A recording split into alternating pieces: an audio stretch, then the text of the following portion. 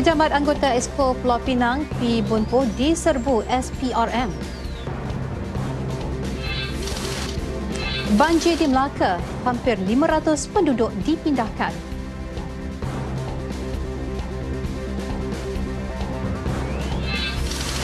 KL 2017 terima tajaan RM100 juta.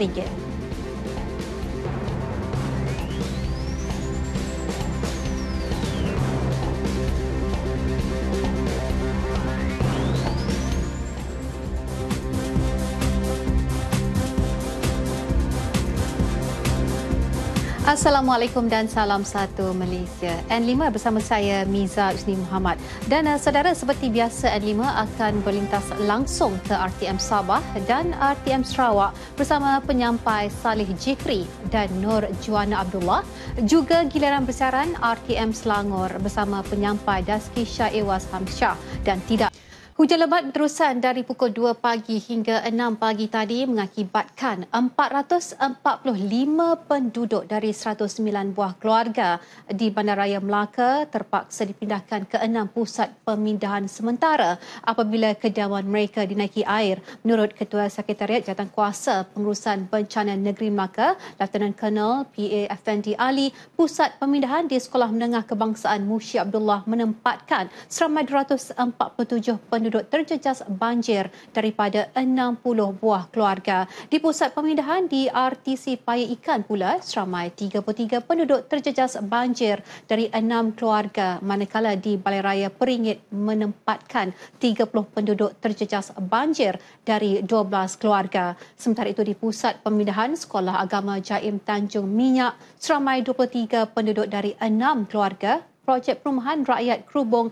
68 penduduk dari 13 keluarga dan Balai Raya Pangkalan Batu 20 penduduk dari 4 keluarga. Sekolah Kebangsaan Tehil Jasin juga dibuka sebagai pusat pemindahan sementara dengan menempatkan 24 penduduk dari 8 keluarga. Kawasan-kawasan yang terjejas banjir ialah Kampung Batu Hampar, Kampung Pulau Kelapa, Kampung Sungai Putat, Taman Bukit Beruang Bistari, Taman Melawi Bukit Beruang, Kampung Pengkalan Batu dan Kampung Bukit Pulau.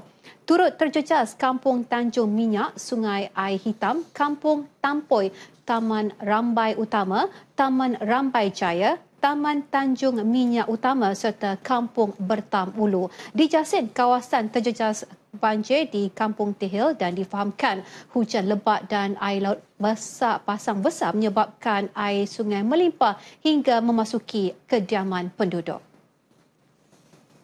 Di Batu Berendam, 2 pasangan pengantin di Kampung Sungai Putat, Melaka terpaksa berdepan saat menyedihkan apabila kebanyakan barangan persiapan perkahwinan mereka rosak selepas kediaman mereka dilanda banjir sejak malam tadi. Muhammad Al-Azim Hamzah, 26 tahun dan adiknya Nur Syafiqah Hamzah, 21 tahun dijadual mengadakan majlis persandingan esok. Menurut Muhammad Al-Azim, majlis tetap akan berlangsung esok kerana majlis akan diadakan di kawasan berhampiran yang lebih tinggi dalam suasana yang lebih ringkas. Walaupun sedih, beliau tetap redha dengan ketentuan ilahi. Benda yang macam rosak lah orang cakap. Set pengantin lah. Adik saya punya lah. Adik saya punya memang dah kembang, memang dah habis. Set katil dia memang amari dia memang dah habis. Tapi Alhamdulillah lah barang-barang bentar, barang masak sempat kita orang alihkan. Belami memang tak boleh nak diselamatkan lah. Kami memang dah habis basah. Cuma dia punya kursi perabot dia dapat selamatkan. Yang lain semua habis. Bapa Muhammad Al-Azim berkata mereka mula menyedari air mula memasuki rumah kira-kira 3 pagi tadi selepas hujan lebat pada malam hari sebelum berusaha menyelamatkan barangan penting untuk majlis esok. Saya pun reda je lah. Saya terus terperanjat terus. Apa kata orang sampai demam sekali. Sampai anak saya, ayah cakap, ayah demam ke? Saya memang terperanjat. Pasal apa? Saya tak pernah lalu benda macam ni sekali jadi macam ni. Kalau saya tak ada majlis, saya tak ada heran sangat. Pasal majlis saya belum habis lagi, baru nak mula. Itu yang saya memang rasa terharu. Tak boleh nak katalah. Muhammad Al-Azim dan pasangannya Filzah Ghazali 24 tahun serta adiknya Nur Syafiqah dan pasangannya Nur Kamarul Zaman Kasim 27 tahun dijadual bernikah di Masjid Sungai Putat malam ini. Sementara itu, penduduk yang terjejas banjir di Bukit Rambai mendapat perhatian Pejabat Adun Klebang. Di kawasan ini pada dasarnya banjir tidak begitu teruk sangat dan kita lihat bahawa air pun dah mula surut. Jadi penduduk yang terdapat di lorong kampung ini sebanyak 8 buah rumah tidak perlu kita pindahkan di tempat pusat penempatan banjir. Jadi segala bantuan kita salurkan melalui Yang Berhormat Adun kawasan untuk meringankan sedikit kepayahan yang mereka alami sementara ini bagi mereka dapat meneruskan kehidupan. Sehingga 12 tengah hari tadi, lebih 300 orang daripada 77 keluarga masih berada di 5 pusat pemindahan di Melaka Tengah. Di Tangkak Johor, sebuah pusat pemindahan sementara dibuka berikutan banjir kilat ekoran hujan lebat di Kampung Seri Makmur pagi tadi. Pengurusi Jawatankuasa Kesihatan, Alam Sekitar, Pendidikan dan Penerangan, Datuk Ayub Rahmat berkata 7 penduduk daripada 2 keluarga ditempatkan di Surau Al-Taqwa. Pemantauan masih dilakukan di lokasi walaupun banjir mulai surut. Bagaimanapun penduduk masih belum dibenarkan pulang ke rumah masing-masing.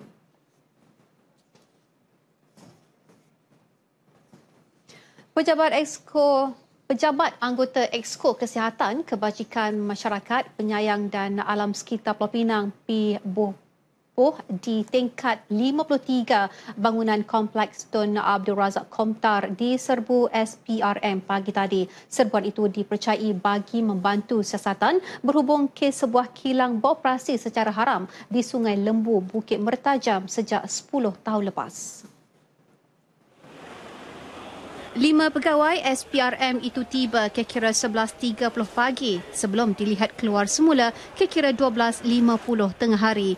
Mereka membawa 2 beg dipercayai berisi beberapa dokumen berkaitan kilang memproses sebuk kayu berkenaan. Semalam, SPRM mengambil beberapa dokumen dari Pejabat Majlis Perbandaran Seberang Perai di Bandar Perda bagi membantu siasatan kes berkenaan. Sepasukan pegawai SPRM tiba di bangunan MPSP kira-kira 10.30 pagi dan beredar dari pejabat pihak berkuasa tempatan itu bersama beberapa dokumen berkaitan kira-kira 3 jam kemudian.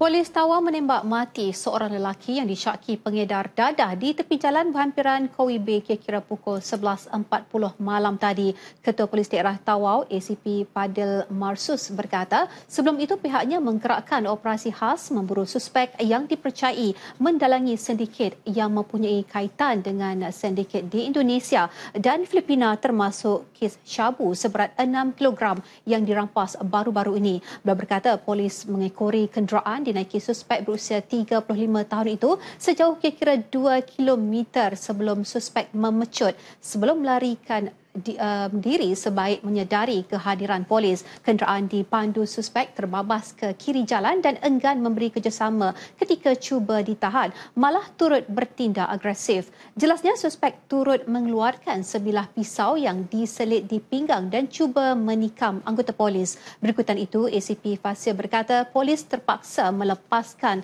2 das tembakan yang mengenai dada suspek dan disahkan mati di tempat kejadian. Satu lelaki dipercayai suspek aktif yang mengedar dada di daerah Tawau.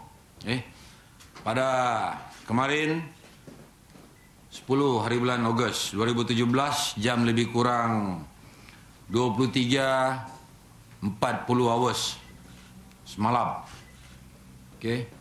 Satu kejadian di mana pasukan polis daripada IPD Tawau telah menjalankan ops khas untuk mengesan dan menangkap satu lelaki serta beberapa subjek lain yang terlibat secara aktif di dalam aktiviti pengedaran dada di daerah Tawau ini. Suspek tersebut dikenali sebagai Mata Rasa Atta berumur 35 tahun. Katanya suspek menggunakan kad pengenalan milik orang lain dan dikenal pasti sebagai ketua sindiket pengedaran dadah yang aktif di Tawau dan Kota Kinabalu. Jelas beliau turut dirampas satu plastik sinar mengandungi dadah jenis syabu seberat 164.88 gram bernilai RM15,000, sebilah pedang samurai, parang, 2 kelonsong peluru dan sebuah telefon bimbit. Susulan kejadian itu, katanya polis melakukan 5 serbuan berasingan sekitar daerah ini dan berjaya menahan 17 suspek termasuk 8 wanita berumur 18 hingga 33 tahun dipercayai mempunyai kaitan dengan sindiket dan kegiatan pengedaran dadah terbabit. Kesemua suspek yang ditahan kini direman untuk siasatan lanjut dan kes disiasat mengikut Seksyen 307 Kanun Keseksaan dan Seksyen 39B Akta Dadah Berbahaya 1952. 4 pelajar sekolah menengah dan 2 penganggur berusia antara 16 hingga 26 tahun ditahan dalam Op Samsing jalanan di Arau Perlis. Operasi dijalankan oleh pasukan anggota polis, bahagian siasatan dan penguatkuasaan trafik polis daerah Arau. Operasi dijalankan dalam usaha membenteras kegiatan lumba haram di sekitar Arau. Menurut Ketua Bahagian Siasatan dan Penguatkuasaan Trafik Daerah Arau, Asisten Superintenden Muhammad Daniel Muhammad Razali, bertindak berdasarkan maklumat awam. Operasi dijalankan kerana kegiatan mat rempit terbabit sering mengundang bahaya kepada pengguna jalan raya lain. Kesemua OKT mengaku bersalah terlibat dalam kegiatan lumba haram.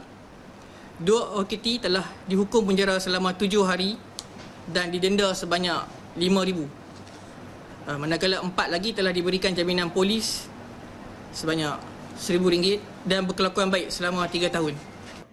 Jelasnya 4 tertuduh yang diberi jaminan polis dan berkelakuan baik adalah pelajar di bawah umur. Dalam operasi sama, polis menyita 17 buah motosikal atas pelbagai kesalahan, antaranya mengubah suai enjin dan pelit pendaftaran tidak mengikut spesifikasi.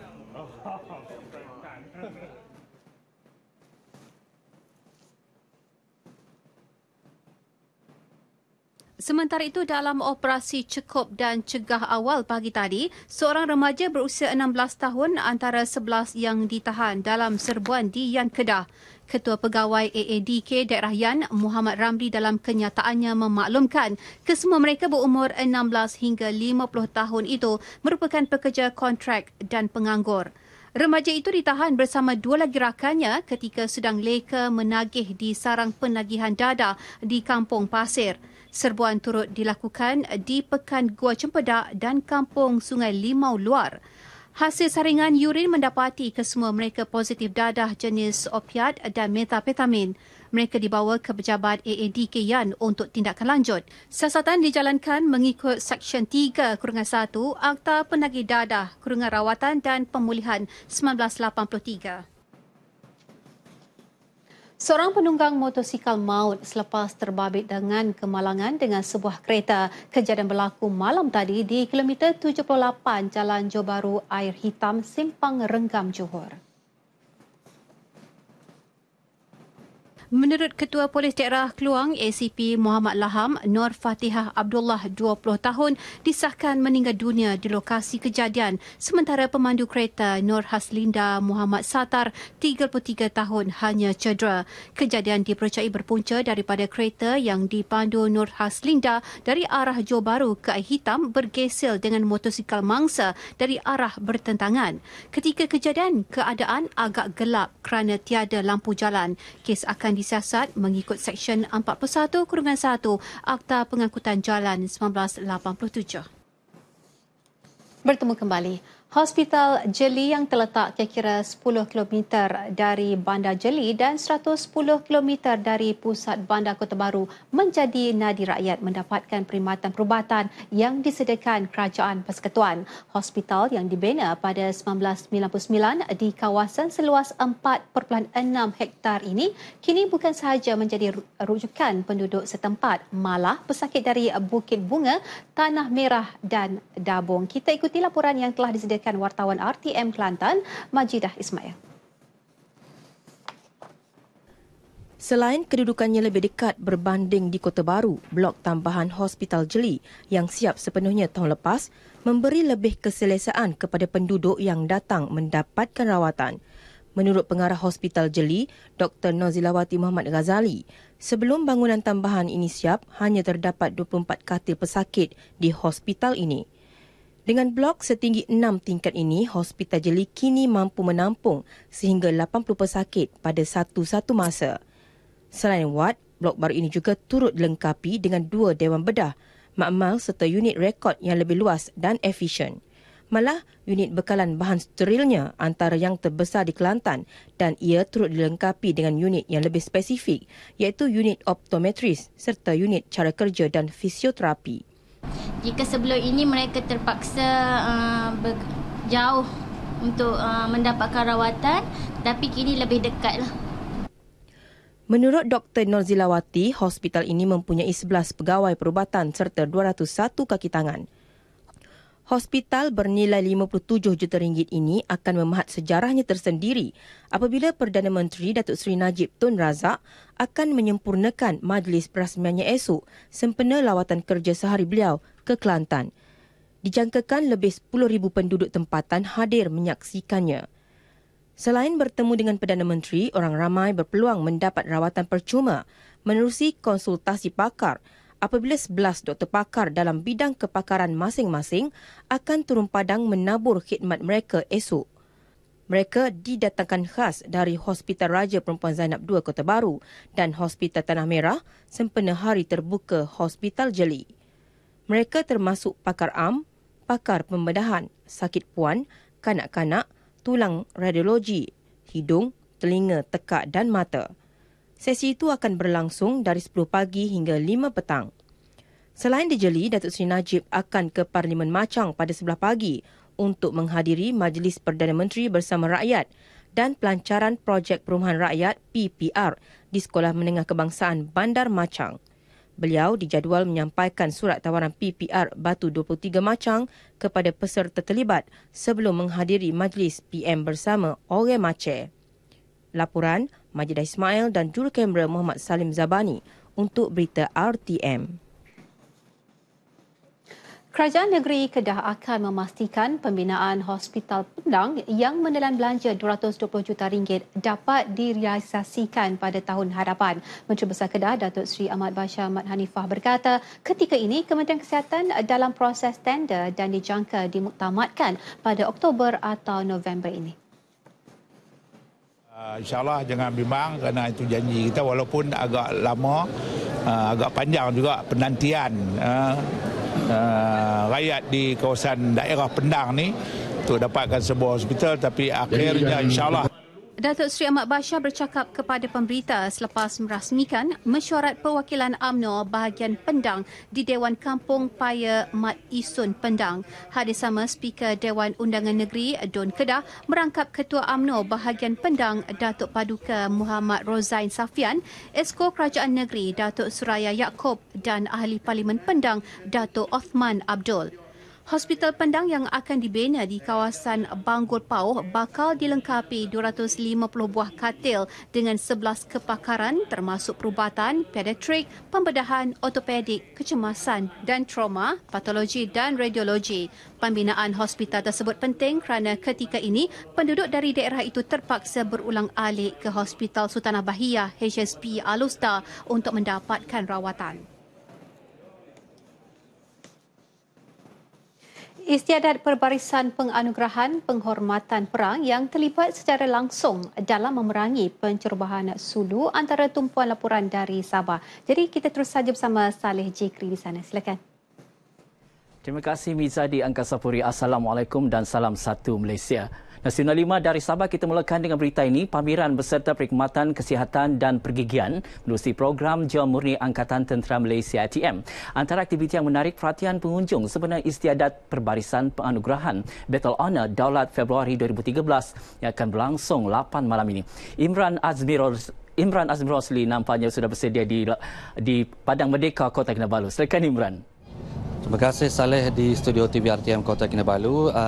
Selain pameran statik dan juga aset-aset ATM, turut diadakan pemeriksaan kesihatan dan pergigian secara percuma yang dilakukan oleh ATM daripada Batalion Pertama Perubatan Perkhidmatan Kesihatan ATM yang juga terlibat secara langsung semasa Op Daulat yang dipanggil Hospital Hadapan.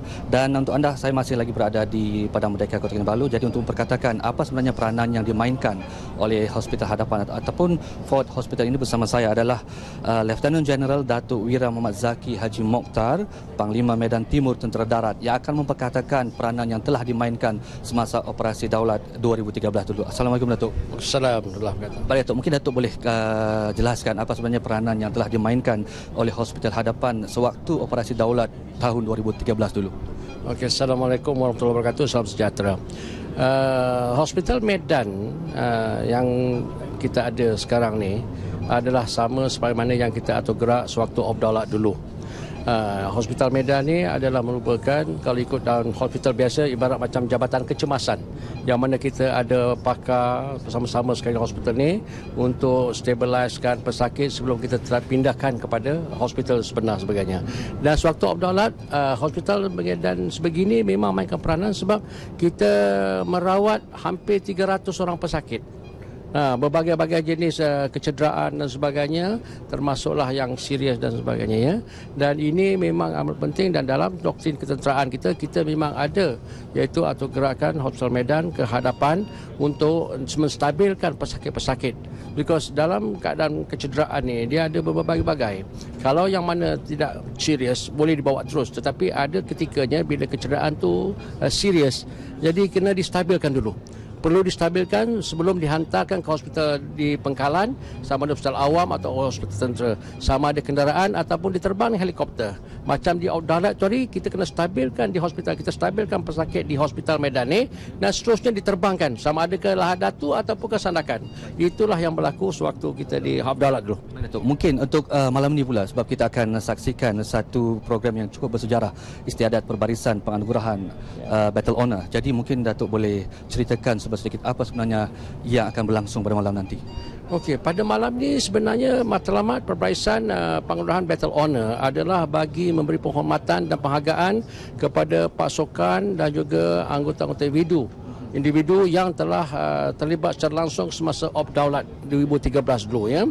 Jadi mereka ni adalah kalangan daripada 3 perkhidmatan darat, laut dan udara dengan peranan masing-masing, dan pada malam ini yang pertama sekali mereka akan dikurniakan Battle Honour. Battle Honour ni adalah satu keistimewaan dan juga penghormatan yang tertinggi yang akan disulam kepada panji-panji pasukan.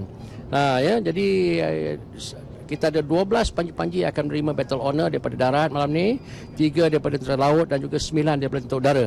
Jadi mereka akan dikurniakan iaitu Battle Honour, dan Battle Honour akan disemat dan disulamkan kepada panji-panji, dan itu akan menjadi kebanggaan dan kemegahan pasukan dan trup.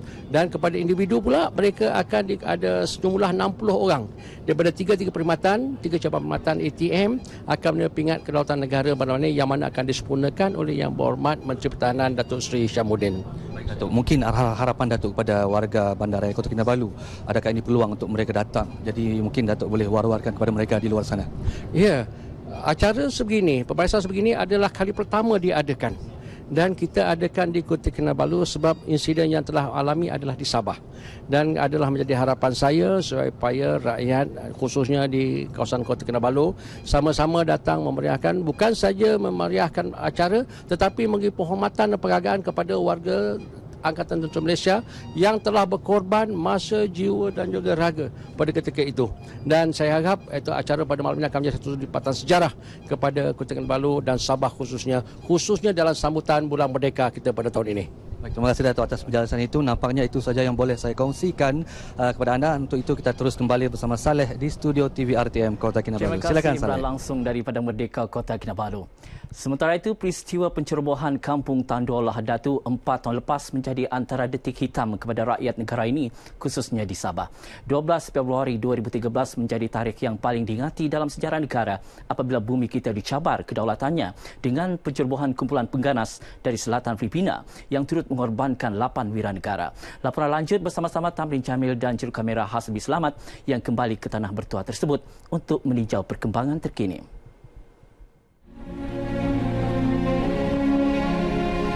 Tak banyak yang berubah apabila kru berita RTM menjejak kaki ke tanah kampung Tan Duo ini. Keadaannya masih sama, namun yang berbeza adalah rasa selamat dan dilindungi apabila mengetahui apabila pasukan keselamatan sentiasa menjaga kawasan ini. Malah penduduknya juga selesa menjalankan aktiviti harian mereka walaupun masih kelihatan kesan-kesan pertempuran berdarah. Mengimbau kembali kenangan pada 1 dan 2 Mac 2013 seramai 8 wiranegara tumpas di tangan pengganas yang mendakwah dari Kesultanan Sulu dan berhasrat merampas kembali wilayah mereka di pantai timur Sabah. Saudara, ketika ini saya berada di Kampung Tan Duo dan ini merupakan antara pusat pendaratan kumpulan penceroboh 4 tahun lalu. Dan kalau kita lihat kira-kira 100 meter daripada sini, di belakang saya merupakan kawasan medan pertempuran antara anggota keselamatan dan juga kumpulan penceroboh sehingga akan mengakibatkan gugur 2 anggota komando WET 69 iaitu Allahyarham ASP Zulkifli Mamat dan juga Allahyarham Sarjan Sabarudin Daud. Gugurnya mereka kerana mempertahankan negara. Gugurnya mereka kerana mereka cinta pada negara. Sesungguhnya darah yang mengalir di tubuh mereka merupakan darah pejuang yang mungkin tidak dilupakan oleh seluruh rakyat di negara ini. 6 lagi anggota polis gugur dalam serangan hendap di kawasan perkampungan atas air Kampung Simulul Sempurna. Pencerobohan ini turut mengorbankan 2 anggota Angkatan Tentera Malaysia ATM yang terlibat dalam operasi daulat. Operasi daulat dilancar pada 5 Mac 2013 bagi memerangi kumpulan pengganas dengan menggempur kubur mereka melalui serangan udara dan darat. Sampai 68 anggota pengganas maut sepanjang episod pencerobohan tersebut. Bagi memastikan kedaulatan negara terus terjamin, Perdana Menteri Datuk Seri Najib Tun Razak mengumumkan penubuhan kawasan keselamatan khas Pantai Timur Sabah ESKOM disusuli dengan penubuhan Zon Selamat Timur Sabah EZON. Kita perlu adakan ESKOM untuk memastikan bahawa keselamatan kesejahteraan rakyat tersebut terlindung dan juga rakyat rasa selamat berada di daerah masing-masing lah ya. Jadi kita dapat lihat bahawa sepanjang penubuhan ESKOM kita maklum bahawa kita dalam proses untuk menimbulkan balik semangat dan menghilangkan rasa ketakutan masyarakat. Selepas 4 tahun peristiwa berdarah itu, kawasan keselamatan terus diperkukuhkan dengan mewujudkan beberapa pos keselamatan di kawasan strategik bagi mengekang sebarang pencerobohan. Saya rasa berbangga berkhidmat di Tan Duo ini dan sedia berkhidmat di mana saja berada demi menjalankan tugas negara. Sementara itu, penduduk Lahad Datu yang ditemui melahirkan rasa syukur kerana kerajaan mengambil langkah tepat untuk menubuhkan ESKOM bagi mengawal keselamatan sekaligus memberi keselesaan, kesejahteraan dan keamanan kepada mereka. Kami sebagai rakyat Lahad Datu berterima kasih kepada kerajaan sebab kami boleh membuat perniagaan seperti biasa, nelayan-nelayan boleh pergi ke laut, petani-petani boleh keluar ke ladang untuk membuat kerja-kerja mereka. Selepas kejadian Tan Duo dan wujudnya ESKOM oleh kerajaan, maka saya rasa lebih selamat pada masa ini dan saya pun rasa tanpa ragu-ragu lagi boleh menjalankan perniagaan seperti biasa. Pencerobohan pengganas Sulu di Lahad Datu menjadi titik tolak dan membuka mata semua pihak beri penting usaha meningkatkan aspek keselamatan negara bagi menghadapi ancaman dari pihak luar sekaligus menjaga kedaulatan tanah air kita. Tamrin Jamil bersama juru kamera Hasbi Selamat melaporkan untuk Berita RTM. Sekian berita dari Sabah petang ini, teruskan dengan Hamiza di Angkasa Puri. Silakan. Baik, terima kasih Saleh Jikri langsung dari Sabah. Saudara, lintas langsung dari Bumi Kenyalang bersama-sama Nur Jauna Abdullah di studio berita RTM di Kuching, Sarawak. Silakan Nur Jauna. Terima kasih Miza di Angkasa Puri. Assalamualaikum dan salam satu Malaysia. Seorang penunggang motosikal maut selepas merempus sebuah kenderaan yang datang dari arah bertentangan di kilometer 6.7 Jalan Bauk Batu Kawah pagi tadi. Menurut Timbalan Ketua Jabatan Siasatan dan Penguatkuasaan Trafik IPK Sarawak DSP Bingkok John, Mangsa Wilkinson William, 20 tahun dipercayai cuba memotong namun dirempuh dari arah depan.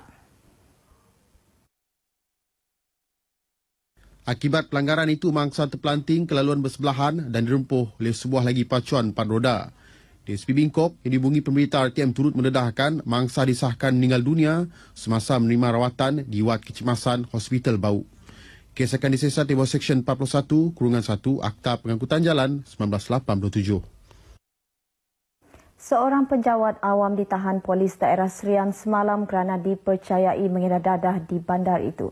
Menurut Ketua Polis Daerah Serian DSP Aswandi Anis, lelaki yang berusia 36 tahun dan ditahan dalam satu serbuan sekitar pukul 11 pagi tadi di Pasar Serian. Tangkapan itu adalah susulan penahanan 5 individu tempatan pada malam hari Rabu kerana dipercayai terlibat dalam penyalahgunaan dadah. Ada permintaan daripada Serian. Dia kalau tak silap saya, dia akan bank in. Mana dia akan turun. Lepas bank in duit untuk membeli dadah, dia akan turun ke Serian untuk buat penghantaran. Bercakap pada sidang medianya di Serian, DSP Aswandi berkata pihaknya turut merampas jumlah 2.5 gram dadah jenis syabu dianggarkan berjumlah RM650.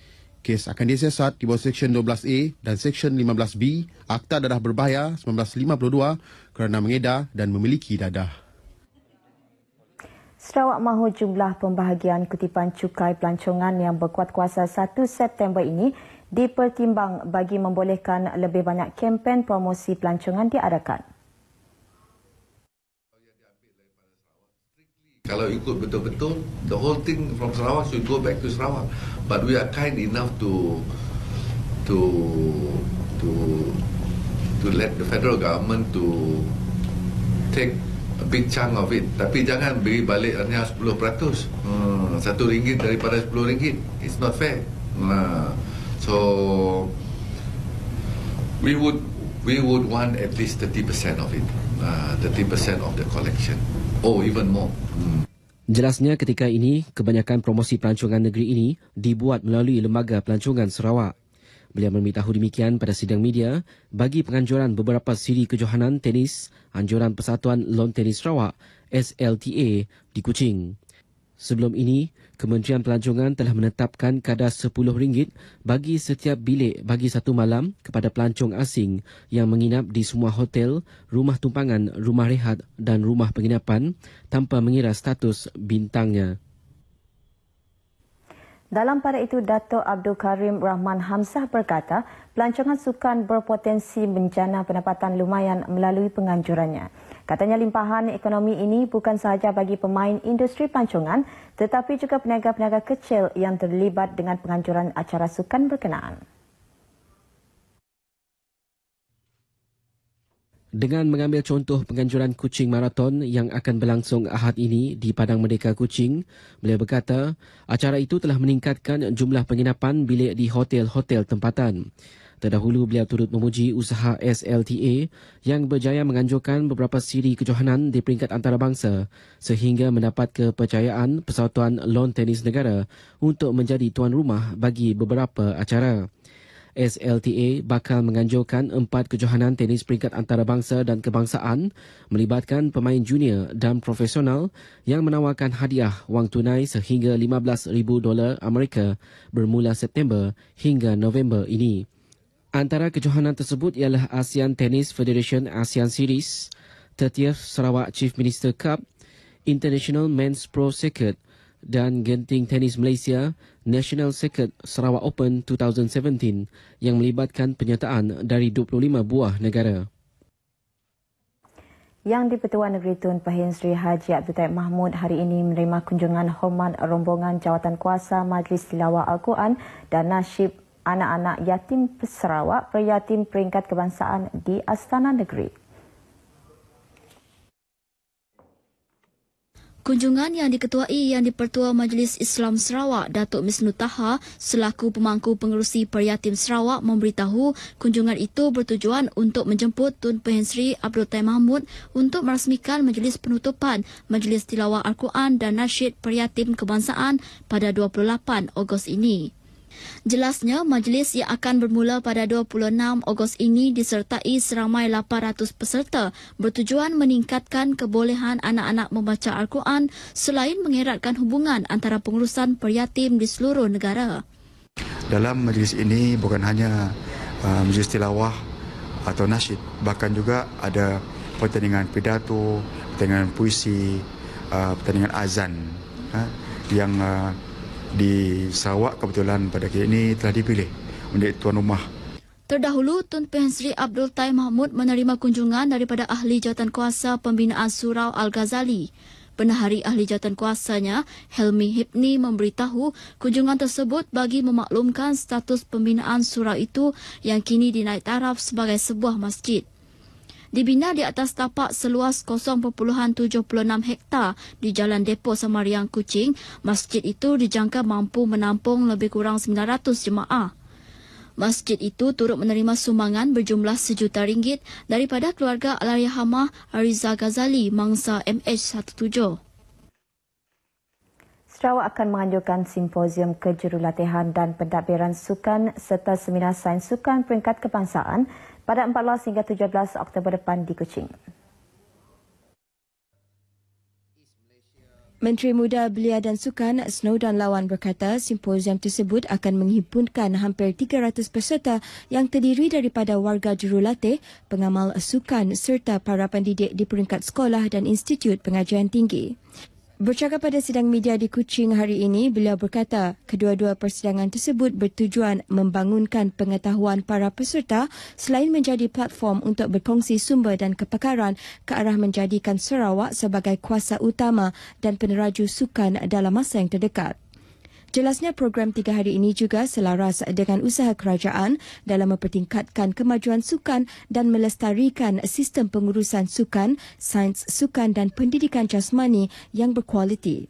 Snowdon berharap agar persidangan tersebut dapat meluaskan lagi jaringan kerjasama warga jurulatih, pengamal sukan dan pendidik dalam menyasarkan pembangunan atlet yang lebih kompetitif di peringkat global. Setakat ini dahulu berita dari Sarawak untuk N5 petang ini. Untuk berita seterusnya kembali bersama Miza di Angkasa Puri. Silakan. Baiklah, terima kasih Nur Jauna dari Kuching, Sarawak. Baiklah, saudara, kita berehat seketika dan kembali selepas ini. Pembinaan projek laluan rel Pantai Timur ECRL merupakan pencetus perubahan bagi Malaysia kerana ianya akan memendekkan masa perjalanan pergi dan balik ke Pantai Timur Semenanjung. Projek ECRL merupakan sebahagian daripada Pelan Induk Wilayah Ekonomi Pantai Timur ECER bagi memacu pembangunan yang setara antara Pantai Barat dan Pantai Timur. Proses untuk mempercepatkan pembinaan itu yang dijangka siap pada tahun 2024 nyata memberi kabar gembira khususnya buat rakyat yang menetap di pengkalan kubur Tumpat Kelantan dan kawasan sekitarnya. Tinjauan di sekitar Pasar Besar Tumpat mendapati penduduk begitu mengharapkan agar projek mega ini dapat memajukan daerah itu sekaligus menarik lebih ramai pelancong ke negeri ini.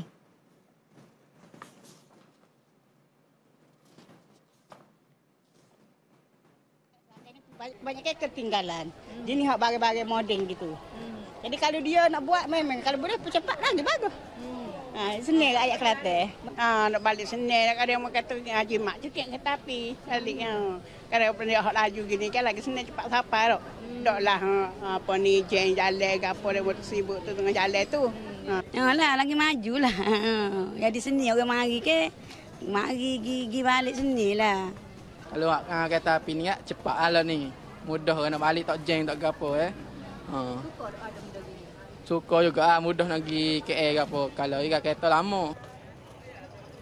ECRL nyata membuka lembaran baharu kepada negeri di Pantai Timur yang terlibat dalam projek itu. Malah turut memberi impak kepada keluaran dalam negara kasar KDNK sebanyak RM50.1 bilion dan merangsang pertumbuhan antara 1 hingga 1.5% setiap tahun kepada KDNK Wilayah Ekonomi Pantai Timur ECER. Sementara itu, Ahli Dewan Undangan Negeri Adun Pengkalan Kubur Mat Razi Mat Ail berkata projek ECRL oleh kerajaan memberi impak yang besar, malah dapat menarik kehadiran rakyat di negara seberang iaitu Thailand untuk menikmati kecanggihan dan teknologi yang ada di negara ini. Saya cukup bangga berkhidmat di bawah Yang Amat Berhormat Perdana Menteri Datuk Seri Najib Tun Abdul Razak.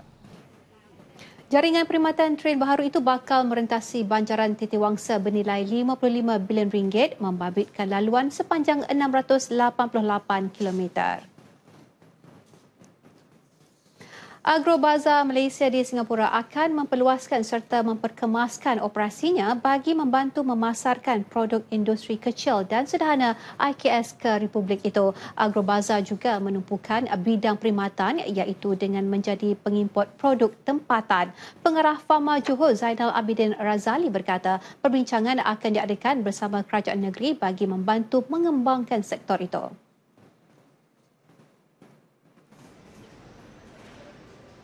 Kita tahu bahawa sektor perkhidmatan adalah merupakan sesuatu yang menjadi satu bisnes yang penting di Singapura. Jadi Agrobazar ini akan membantu kerajaan negeri terutamanya daripada aspek pelancongan, mempromosikan package-package pelancongan ataupun package-package yang menjadi niche market seperti summer camp dan sebagainya. Kita akan mengadakan perbincangan dengan pihak-pihak di Singapura supaya maklumat-maklumat ini dapat kita sampaikan kepada kerajaan-kerajaan negeri. Beliau berkata demikian dalam program promosi di Changi. Zainal Abidin berkata pihaknya akan memastikan lebih banyak produk usahawan tempatan dipasarkan dalam dan luar Singapura. Seterusnya kita ke laporan negeri Selangor bersama penyampainya Daski Shah Iwas Hamsyah. Silakan. Terima kasih Miza di Angkasa Puri Kuala Lumpur. Assalamualaikum dan salam satu Malaysia. Lebih 2,000 penduduk kampung Budiman di Meru Klang terpaksa menanggung sengsara berikutan jalan paip di kampung berkenaan dijadikan laluan utama lori bermuatan melebihi 10 tan dari kawasan perindustrian berhampiran. Difahamkan jalan itu sudah diwatakan untuk kenderaan tidak melebihi berat 10 tan, namun ia tidak diendahkan pemandu lori. Penduduk mendakwa keadaan itu telah berlarutan sejak 3 tahun lalu menyebabkan laluan sepanjang 5 km itu sangat berbahaya kepada mereka. Saya sebagai seorang ibu dan seorang nenek sangat sedih sangat. Banyak berlaku aksiden. Saya nak melintas jalan ni pun takut. Lori kereta laju-laju. Saya kesian anak cucu kan. Jadi saya merayulah pihak berkenaan supaya mengambil tindakan kepada lori-lori ni. Kesianlah kami orang kampung. Jawan kru RTM Selangor mendapati kelibat lori berkenaan dapat dilihat hampir setiap masa. Penduduk bukan sahaja berdepan risiko kemalangan, malah pencemaran bunyi, jalan berlubang dan berdebu. Saya setiap hari bekerja menggunakan motosikal. Saya rasa saya punya keselamatan terancam sebab banyak lori-lori tanah, trailer lalu di kampung ni. Bila lori-lori ni lalu, kita bawa motor ni, bila dia potong kita, rasa kita pun goyang. Motor saya goyang lah tu. Dia lori-lori besar yang lalu sini kebanyakannya laju-laju. Pengerusi Jawatankuasa Kemajuan dan Keselamatan Kampung Persekutuan JKKKP Meru, Bahar Kavadi berkata, pihaknya telah membuat aduan kepada pihak berwajib namun masih belum ada sebarang tindakan dilakukan. Saya minta badan yang berwajib ni turun dengan tegas, ambil tindakan. Ini jalan kampung, nak tunggu anak-anak kampung ni mati baru ambil tindakan ke? Macam di Rantau Panjang sampai keranda taruh tengah jalan baru selesai. Itu yang kita nak. Sekolah Kebangsaan Seksyen 9 Shah Alam, sekolah berprestasi tinggi mewakili Selangor ke peringkat kebangsaan program Denggi Petrol 2017. Majlis pelancaran trak patrol Denggi disempurnakan oleh Pengarah Pendidikan Negeri Selangor, Muhammad Saleh Muhammad Kasim. Saya berharap pelancaran trak petrol Denggi di SK Seksyen 9 Shah Alam ini akan menjadi satu inspirasi lah kepada pasukan petrol Denggi SK Seksyen 9 Shah Alam ini untuk bertanding, bersaing di dalam kempen petrol Denggi peringkat kebangsaan pada tahun ini. Trak yang ditaja oleh Bifrost Dynamic itu akan menjelajah beberapa kawasan rehat dan rawat. RNR bertujuan menyampaikan mesej bahayanya denggi kepada masyarakat. Denggi membahaya, sangat membahaya, boleh membunuh. Jadi kami daripada Syarikat Bifos Group menyokong penuh ini kind of program macam denggi, dan ada program yang mana berkaitan dengan untuk pengetahuan umum. So pihak sekolah dia menjumpa saya untuk menjadi sebagai penaung. Pertandingan Denggi Petrol 2017 bermula dari 1 Mei 2017 hingga 31 Ogos 2017. Anjuran bersama syarikat Sanofi Pasteur dengan Kementerian Pendidikan Malaysia dan Kementerian Kesihatan Malaysia. Ia merangkumi 4 aktiviti utama iaitu khidmat komuniti, media sosial, seni persembahan dan kuis. Sempena sambutan Bulan Kemerdekaan, seramai 100 murid dari Tabika Perpaduan Zon 3 Daerah Klang hari ini bersama-sama 6 badan bukan kerajaan NGO mengibarkan jalung gemilang sepanjang 20 meter. Program Negaraku Sehati Sejiwa itu dilaksanakan bagi menyemarakkan rasa cintakan negara. Program anjuran bersama Jabatan Perpaduan Negara dan Integrasi Nasional Negeri Selangor serta NGO itu diadakan di Tabika Perpaduan Taman Seru Andalas, Klang. Antara NGO terlibat 99 Kesan Selangor, Alumni 4B Kota Raja, Gerakan Belia 4B Kota Raja, Kelab Harmoni Selangor dan Persatuan Kebajikan Hindu dan Sosial Selangor. Menurut Timbalan Pengarah Jabatan Perpaduan Negara dan Integrasi Nasional Negeri Selangor, Nawahidah Zina Libdin, aktiviti kibar jalur gemilang itu dapat membantu menerapkan perasaan bangga dan patriotik anak-anak di peringkat awal usia terhadap negara. Kita buat ataupun pra untuk sambutan kemerdekaan yang mana kita nak mendidik anak-anak di Tabika Perpaduan ini, dan kita nak menyuburkan lagi semangat cintakan negara pada anak-anak yang mana kita tahu program untuk kemerdekaan ini terutamanya di Tabika Perpaduan merupakan satu acara tahunan yang mana kita nak mengajar anak-anak cintakan negara, bangsa, dan satu keunikan yang ada di Tabika Perpaduan, kita berbilang kaum berbanding di tabika-tabika yang lain. Program itu menyaksikan pelibatan kanak-kanak berumur 4 hingga 6 tahun memakai baju jalur gemilang.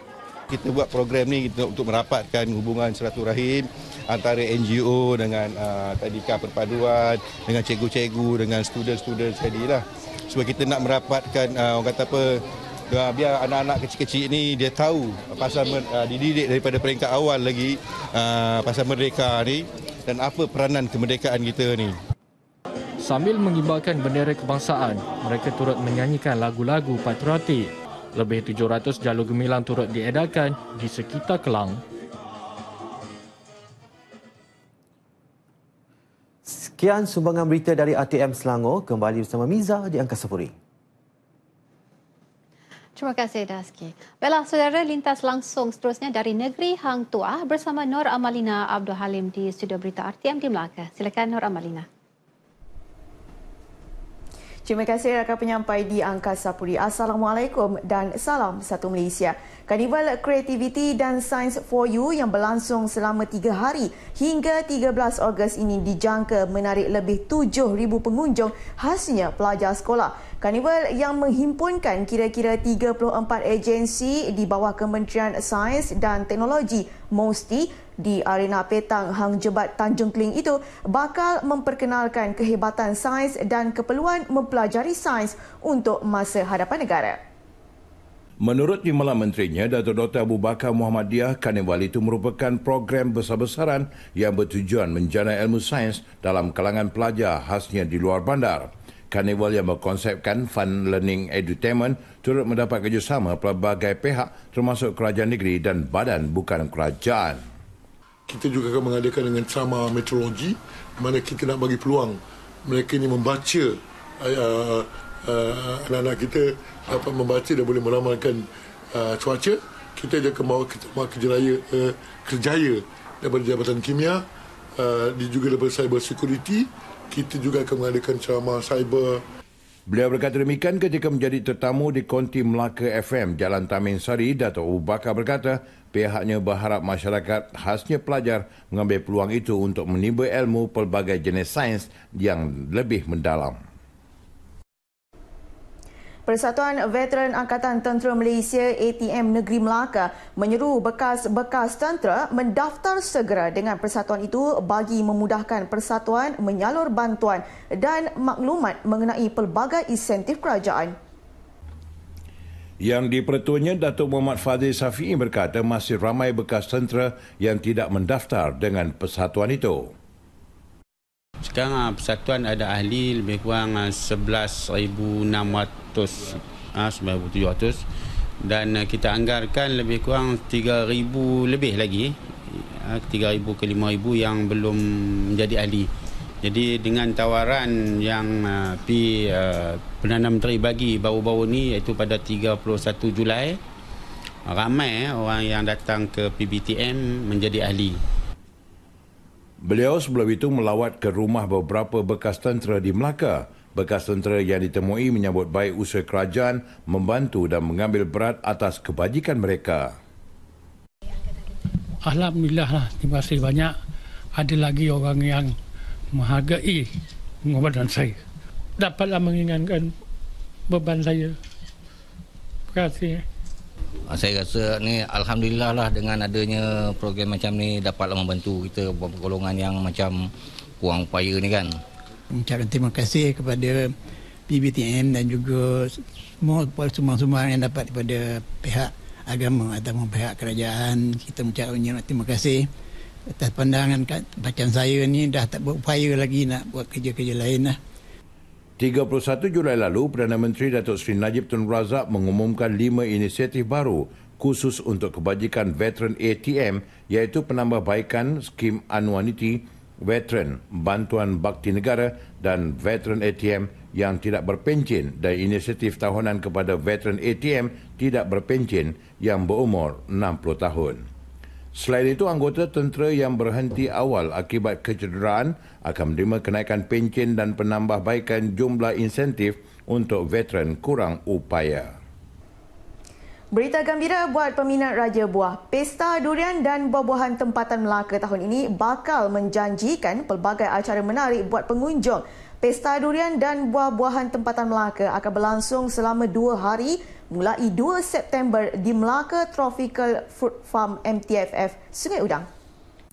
Ketua Pegawai Eksekutif Pembangunan Pertanian Melaka, Datuk Isnin Aman berkata pihaknya menyasarkan 50,000 pengunjung dari dalam dan luar negara menyertai pesta itu.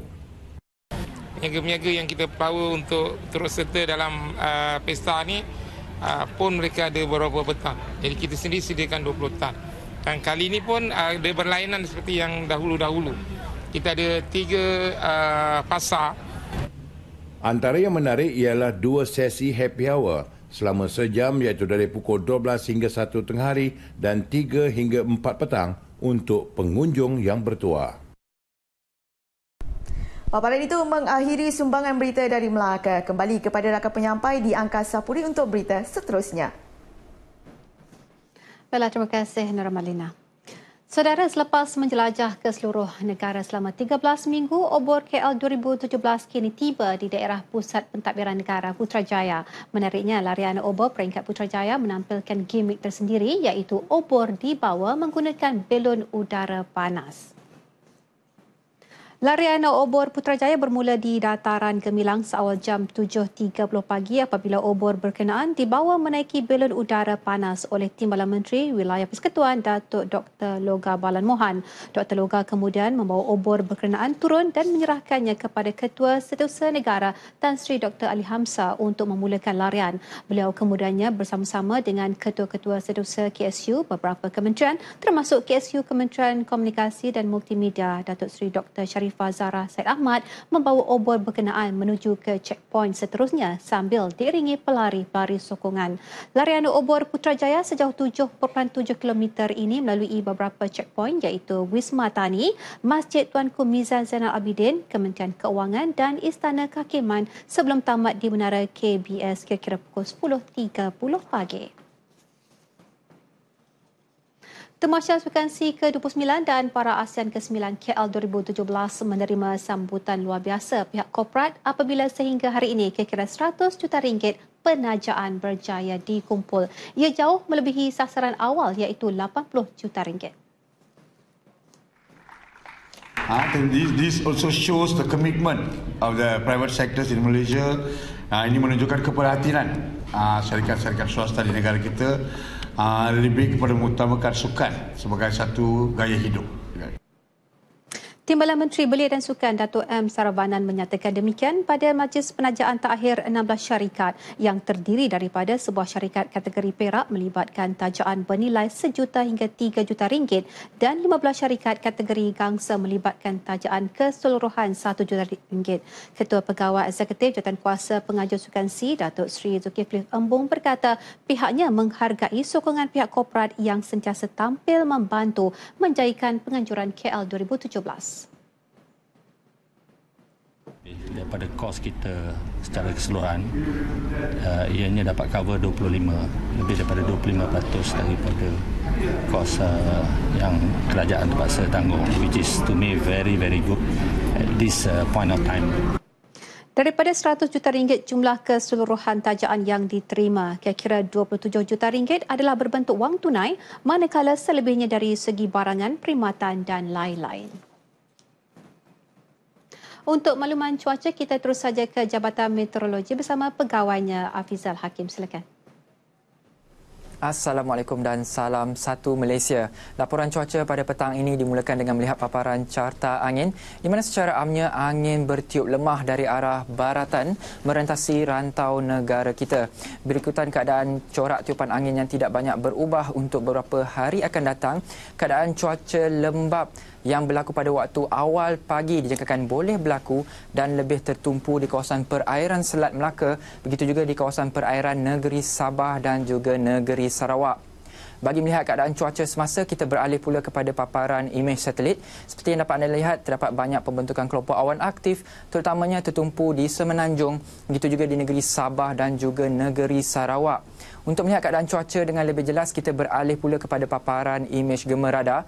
Di Semenanjung pada ketika ini, hujan berserta ribut petir di 1-2 tempat kini sedang berlaku di hampir ke semua negeri di Semenanjung Malaysia. Dan keadaan cuaca yang lembap ini dijangkakan akan beransur reda menjelang awal malam nanti.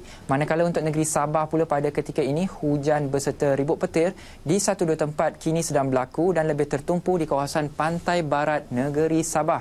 Keadaan cuaca yang lembap ini pula dinyatakan akan beransur reda menjelang lewat petang nanti. Bagi negeri Sarawak pula pada ketika ini, hujan berserta ribut petir di 1-2 tempat kini sedang berlaku dan lebih tertumpu di kawasan pedalaman, begitu juga di kawasan barat negeri Sarawak. Keadaan cuaca yang lembap ini pula dijangkakan boleh berterusan sehingga ke awal malam nanti. Seterusnya kita ke tinjauan cuaca bagi bandar-bandar utama seluruh Malaysia untuk malam ini.